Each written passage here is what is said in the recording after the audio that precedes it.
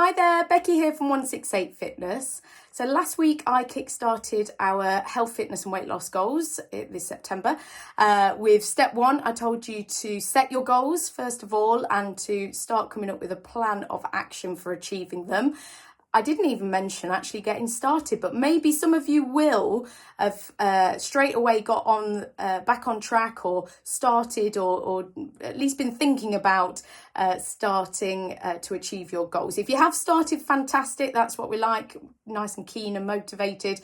Let's try and keep going with that. If you haven't got started, it doesn't matter because I didn't actually tell you to. So this week though is the week that we need to take the first step, and the first step is the hardest by a long stretch. So no matter what that first step is, if it's something new, then that's going to feel pretty daunting, or even just getting back into something that you used to do maybe pre-summer or last year, it can feel pretty scary because it can feel like excuses as well, but we might have changed, or we might be feeling less fit or less confident, or you might not feel like you can go and do what you used to do, and that's just kind of normal. But what I'm here to say is to encourage you to just get back into it. That first step, regardless of where you're at in your journey, is always going to be the toughest. So as long as you take that first step, it can only get better from there. So that's why what I want you to do this week is I'm trying to motivate you to take that first step. Now, what that first step might be, it's going to come down to what your goals are and what your action plan was. But if your plan of action was to, for example, join a gym or fitness class or PT or something like that, exercise-wise, maybe part of the plan of action was to sign up for a trial session or a free pass or something. If you have already done that, great.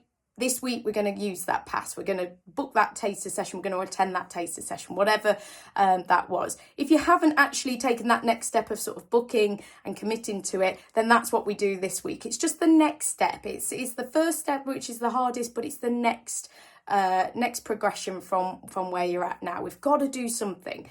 But it could be as simple as, if your goal is sort of weight loss or fitness or just feeling better about yourself, it could be as simple as pop your trainers on and go out for a walk. I'm not even saying go for a run. If you want to go for a run, great. But that's obviously maybe the next step for someone. But everyone can go out and walk. So just get your shoes on, go out, coat on if we need to. Summer's over now, unfortunately. But get out there and go for a walk, and just that can be the first step. It doesn't actually have to be scary. You just actually have to do it. So there's going to be a whole lot of excuses about not having the time, or if you need money for something, not having the money, or not prioritizing the money, not prioritizing the time as well. That's going to be the problem as well. Or just so many things that's going to get in the way. You're going to feel like hurdles, going to make you want to procrastinate about it, going to try and stop you from achieving your goals and taking that first step. But what I need you to do this week is to overcome all of those obstacles, because I promise you, feeling good and taking that first step and actually achieving that first step is going to feel so good and is well worth it. Overcoming all those barriers and issues and things, it's going to feel so much worth it. And then from there, that's where all the progress and the success and the everything else, all the goals, all the achievements come after that first step. So yes, you could stay where you are right now, but I'm guessing that you're not feeling good, because the fact you're watching this video blog suggests to me that you want to do something about it. You want to achieve your health, fitness and weight loss goals. You want to maybe lose weight. You want to get fitter. You want to tone up. You want to just feel better about yourself. It's fine that you're where you're at now, because we're probably all in the same boat post-summer. We just maybe have chilled out a little bit, but we all want to get back into it. And I want you to do that for sure. So I want you to take that first step. Be brave, be bold, just go and do it. Whatever it is, that first step.